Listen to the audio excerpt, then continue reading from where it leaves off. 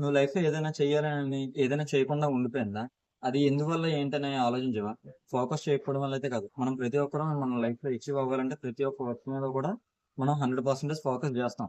But కాకపోతే focus చేసి దాన్ని ఇంప్లిమెంట్ చేసేటప్పుడు కొన్ని ప్రాబ్లమ్స్ అనేవి వస్తాయి. అవి ఏవైతే ప్రాబ్లమ్స్ ఉన్నాయో దాన్ని మనం బాగా అర్థం చేసుకొని దాని మీద వర్కౌట్ చేస్తే మనం దాన్ని అచీవ్ చేయగలుగుతాము. ఫర్ ఎగ్జాంపుల్ చూసుకుంటే నైట్ టైము మనం ఫోన్స్ చూస్తాము పడుకునే ముందు. యూట్యూబ్, ఇన్‌స్టాగ్రామ్, రీల్స్ అవి చూస్తా ఉంటాం. నైట్ టైమ్ మనకు బాగా మోటివేషనల్ వీడియోస్ వస్తాయి. ఆ నైట్ టైమ్ మనం ఆ వీడియోలు చూసేటప్పుడు మార్నింగ్ కల్లా మనం దాన్ని అచీవ్ చేయాలి అనంటే దానికోసం మనం ఏమేం చేయాలని చెప్పి మనం నైట్ టైమే బాగా గట్టిగా ఫిక్స్ అవుతాం. బట్ కాకపోతే మార్నింగ్ లెగిసేసరికి అది ఉండదు. దేనివల్ల అంటే మనకు ఆల్రెడీ కొన్ని కమిట్మెంట్స్‌తో మనం లాక్ అయిపోయి ఉన్నాము. మన బిజీ షెడ్యూల్ అసలే. ఎందుకంటే మన డేలోని ఎంతైతే షెడ్యూల్ ఉన్నదో ప్రతి ఒక్కటి ఏ టైంకి ఏం చేయాలి? ఏ టైంకి ఏ వర్క్ కంప్లీట్ అవ్వాలి? అని చెప్పి మొత్తం మనం టైటైన్‌గా చేసుకున్నాం.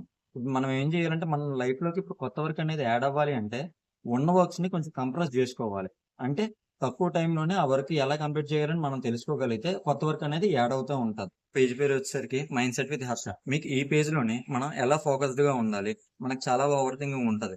ఆ ఓవర్ థింకింగ్ వల్ల మనం చాలా పనులు చేయలేకపోతూ ఉంటామనమాట. ఆ ఓవర్ థింకింగ్‌ని ఎలా ఓవర్‌కమ్ చేయాలి అని డిఫరెంట్ డిఫరెంట్ టాపిక్స్ తోటి నేను మీ ముందుకి ఎప్పటికప్పుడు వస్తూనే ఉంటాను.